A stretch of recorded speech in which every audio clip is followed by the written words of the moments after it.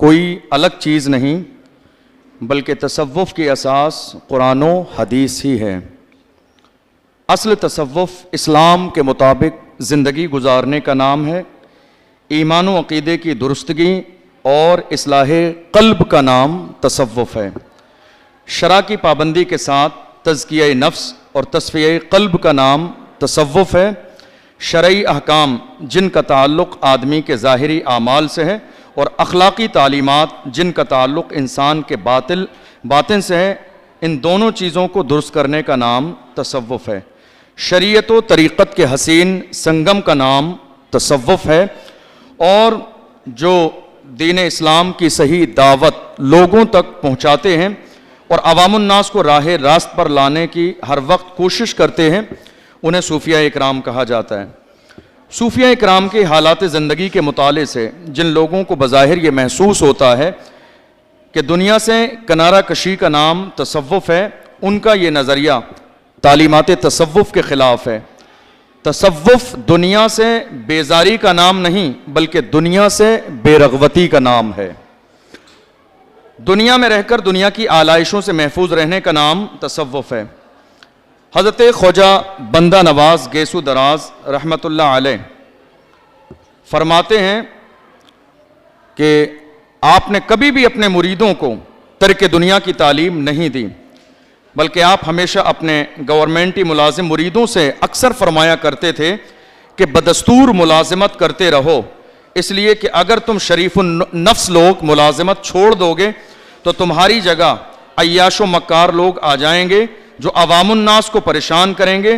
تمہارے لیے سب سے بڑی عبادت یہ ہے کہ لوگوں کے ساتھ انصاف کرو، مال و زر کی حوث نہ کرو، ملازمت کو اللہ کا کام سمجھو، رات کو خدا کی عبادت کرو اور دن کو خدمت کے خلق کرنا۔ اس طرح بادشاہ کی نوکری میں بھی کوئی حرج نہیں، اور تمام دنیاوی کام ضروری ہیں بشرطے کہ شریعت کے خلاف نہ ہوں۔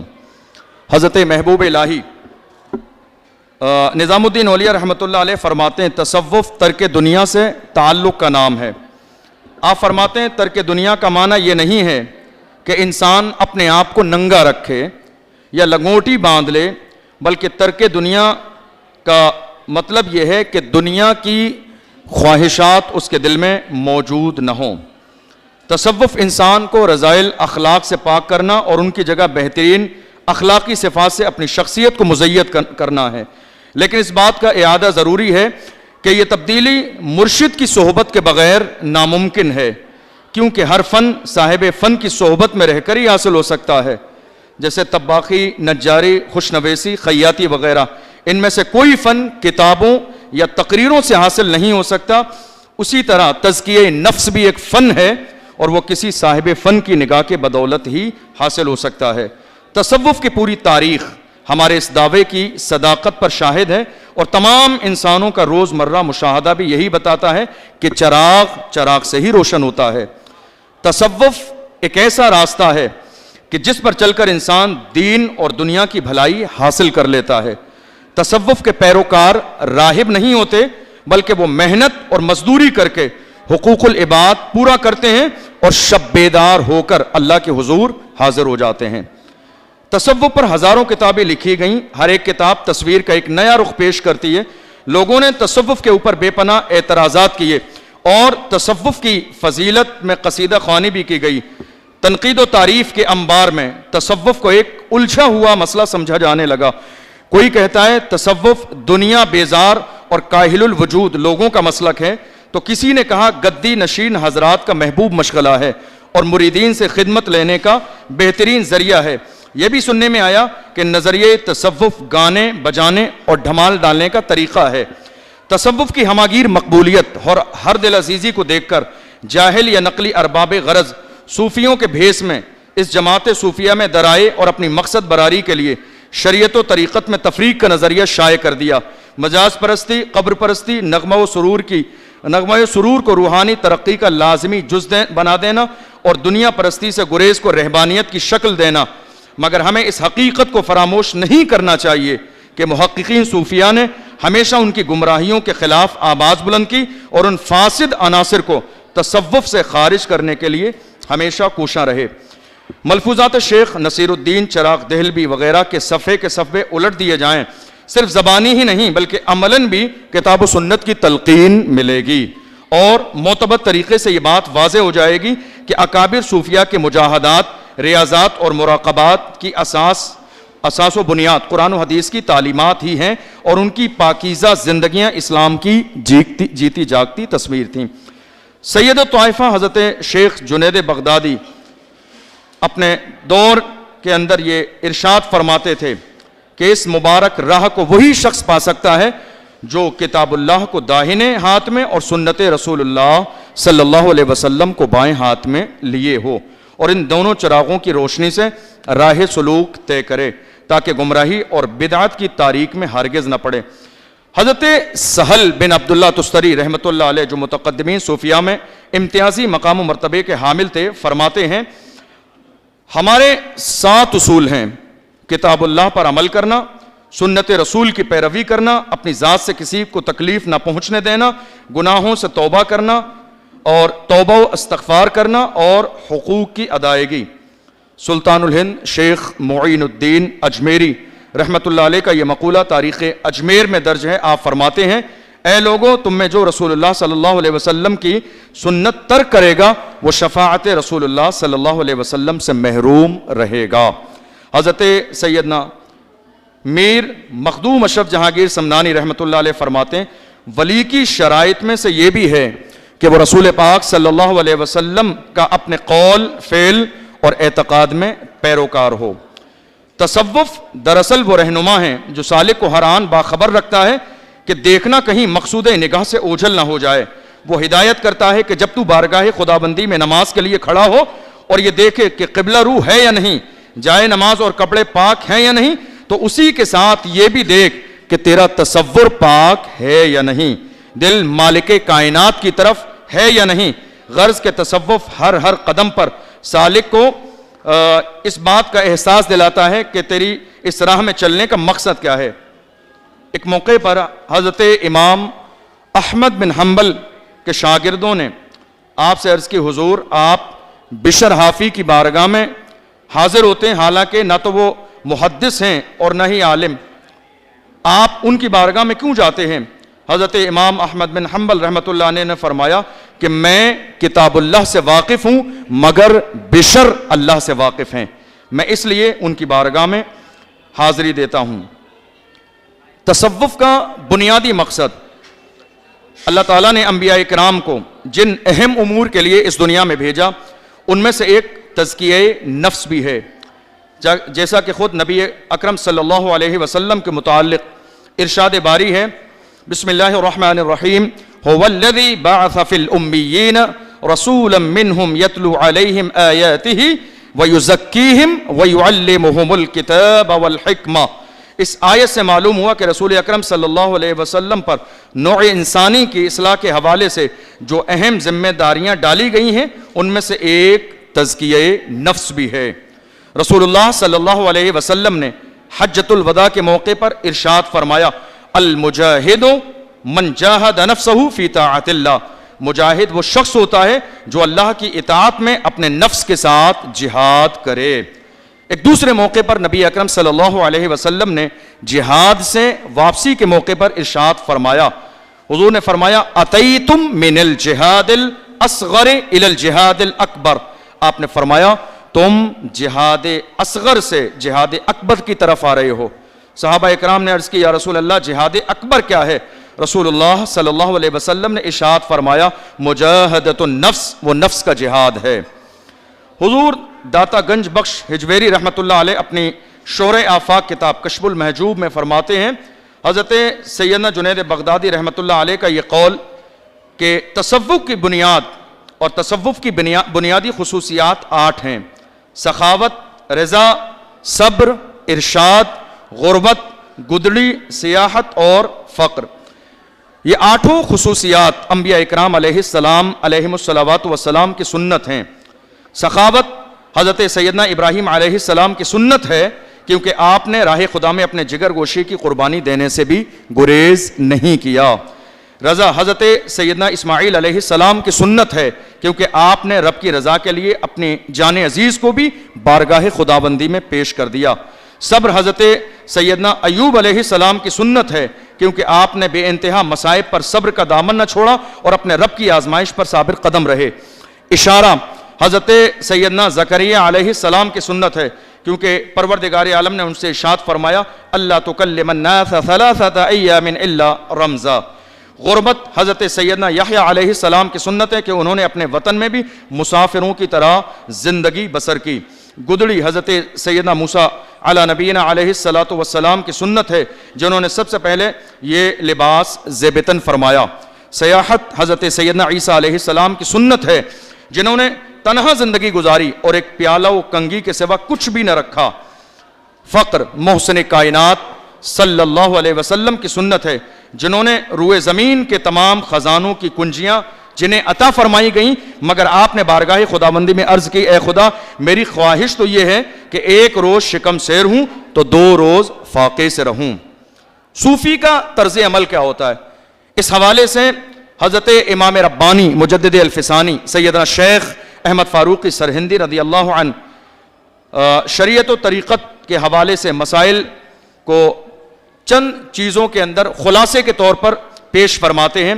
آپ نے فرمایا سعادت دارین کی دولت سرور کونین صلی اللہ علیہ وسلم کی سنت پر موقوف ہے۔ آپ نے دوسرے موقع پر فرمایا صاحب شریعت کی پیروی کے بغیر نجات محال ہے۔ ایک موقع پر آپ نے فرمایا شریعت و طریقت میں بال کے برابر بھی مخالفت نہیں۔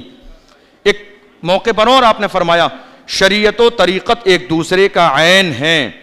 ایک موقع پر آپ نے فرمایا کتاب و سنت کے وہی معنی معتبر ہیں جو علماء اہل سنت نے سمجھے ہیں۔ ایک موقع پر آپ نے فرمایا جو مذہب اہل سنت سے جدا ہوئے وہ گمراہی میں ہیں، اہل سنت ہی ناجی گروہ ہے۔ امام ربانی نے ایک موقع پر ارشاد فرمایا تمام نصیحتوں کا خلاصہ یہ ہے کہ دینداروں اور شریعت کی پابندی کرنے والوں سے میل جول رکھا جائے۔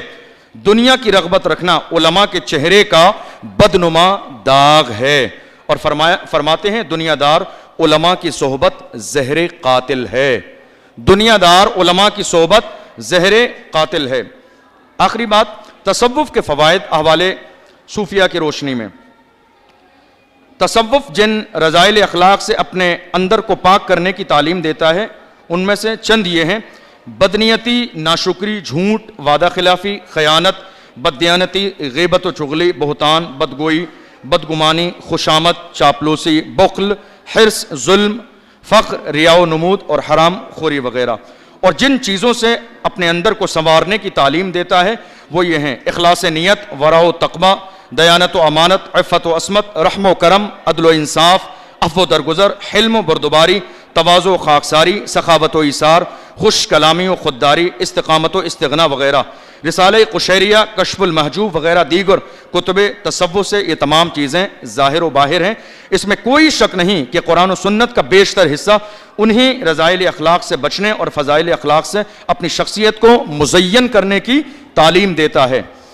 نتیجہ اس زاویہ نگاہ سے یہ نکلتا ہے کہ صوفی کے دل و دماغ سے تعصب، تنگ نظری، نفرت، حقارت، امتیاز و رنگ و نسل وغیرہ یہ تمام جذبات مٹ جاتے ہیں، اسی لیے وہ کسی کو آزار نہیں پہنچاتے حتیٰ کہ وہ جانوروں پر بھی رحم کرتے ہیں۔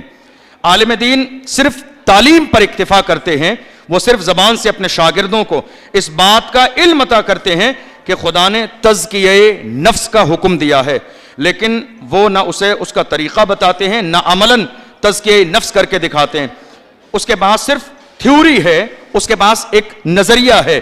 دوسرے لفظوں میں یہ بھی سمجھو کہ عالم دین رنگ فروش ہے، رنگ بیچتا ہے مگر رنگ چڑھاتا نہیں ہے۔ مگر صوفی وہ عارف ہے جو تزکیہ نفس کی تلقین بھی کرتا ہے مگر وہ صرف تلقین پر اکتفا نہیں کرتا بلکہ وہ اپنے شاگردوں سے یہ بھی کہتا ہے کہ میرے پاس آؤ، میری صحبت میں بیٹھو، بالفعل تمہارے نفس کا تزکیہ کروں گا۔ عالم دین نے تمہیں بتایا کہ خدا ہے، میں تمہیں دکھاؤں گا کہ واقعی خدا ہے۔ جب ایک طالب علم اس عارف کی صحبت اختیار کرتا ہے تو اس پر رنگ چڑھنے لگتا ہے، یعنی مرشد دراصل رنگ ریز ہوتا ہے جو سالک کو خدا کے رنگ میں رنگنے کا کام کرتا ہے۔ ڈاکٹر محمد طیب عبدالی اپنی مشہور زمانہ کتاب الشرف میں فرماتے ہیں، علماء و عمرا بلکہ حکومتوں اور بادشاہوں سے بھی وہ کام نہیں ہو سکتا جو فقیروں اور درویشوں سے ہوتا ہے۔ اور فرماتے ہیں بادشاہ کا دربار خاص ہوتا ہے مگر فقیروں کا دربار عام ہوتا ہے۔ بادشاہ کا دربار خاص ہوتا ہے مگر فقیروں کا دربار عام ہوتا ہے، جہاں بڑے چھوٹے، امیر و غریب، عالم و جاہل کا کوئی امتیاز اور کوئی فرق نہیں ہوتا۔ بادشاہ جان و مال کا مالک ہے لیکن فقیر کا قبضہ دلوں پر ہوا کرتا ہے، ایک درویش کا قبضہ دلوں پر ہوا کرتا ہے، اس لیے ان کا اثر محدود ہوتا ہے اور ان کا اثر بے پایا۔ یہی سبب ہے کہ درویش کو وہ قوت اور اقتدار حاصل ہوتا ہے کہ بڑے بڑے ظالم بادشاہوں کو بھی ان کے سامنے سر جھکانا پڑتا ہے۔ کیا بات تھی؟ بات یہ تھی کہ ان کے پاس دلوں کو کھینچنے کا سامان تھا جو نہ عمراء و سلاطین کے پاس نہ علماء و حکماء کے پاس تھا۔ صوفی کا دل تنگ نہیں ہوتا بلکہ سمندروں سے زیادہ وسیع ہوا کرتا ہے، اور صوفی بارش سے کہیں زیادہ سخی ہوتا ہے۔ ساری کائنات صوفی کے دل کے وسعت کا مقابلہ نہیں کر سکتی۔ صوفیہ اکرام کی زندگی میں اس طرح کی ہزاروں مثالیں موجود ہیں۔ صوفیہ اکرام کے امام اور امام اعظم کے ساتھی اور معاصر حضرت سفیان ثوری رحمۃ اللہ علیہ دریائے دجلہ پر غسل کے لیے گئے۔ جمعے کا دن تھا، کپڑے اتارے اور اتار کر رکھ دیے اور غسل کرنے لگے۔ اچانک سے ایک شخص آیا، ایک چور آیا اور آپ کے کپڑے لے گیا۔ جب غسل کے بعد آپ نکلے تو کپڑے غائب تھے۔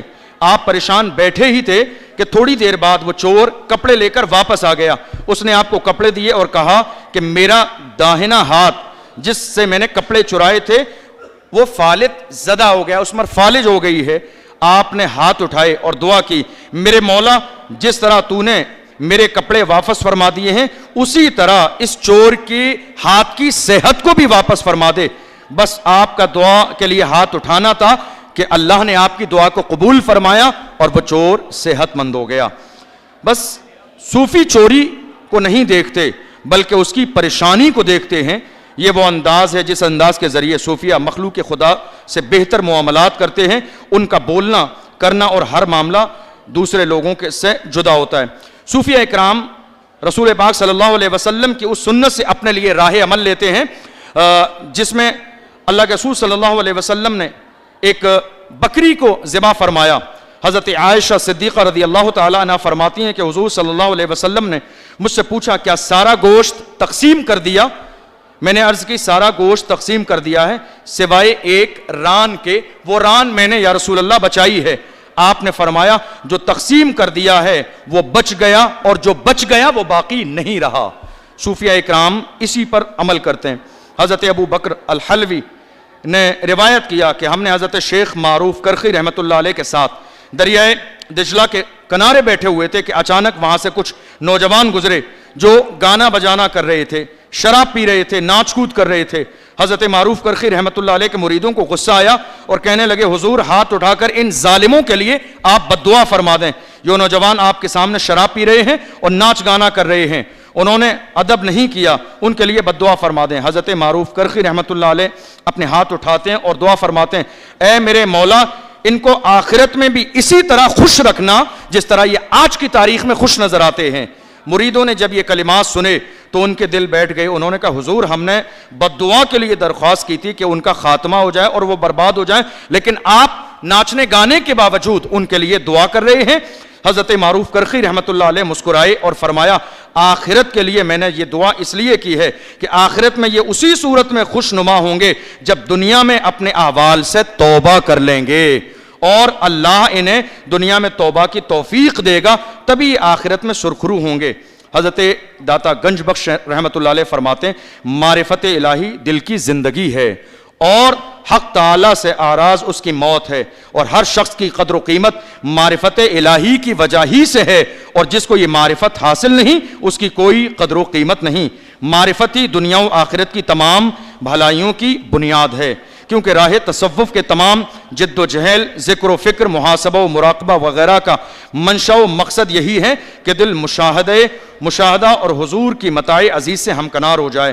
امام ربانی فرماتے ہیں مقربین بارگاہ الہی بہشت چاہتے تو ہیں، اس لیے نہیں چاہتے کہ ان کا مقصد بہشت کی لذتیں حاصل کرنا ہے، بلکہ بہشت وہ اس لیے چاہتے ہیں کہ وہ اللہ کی رضا کی جگہ ہے، اور وہ دوزخ سے پناہ مانگتے ہیں مگر اس لیے نہیں مانگتے کہ اس میں رنج و الم ہے، بلکہ وہ اس لیے پناہ مانگتے ہیں کہ وہ خدا کی ناراضگی کی جگہ ہے۔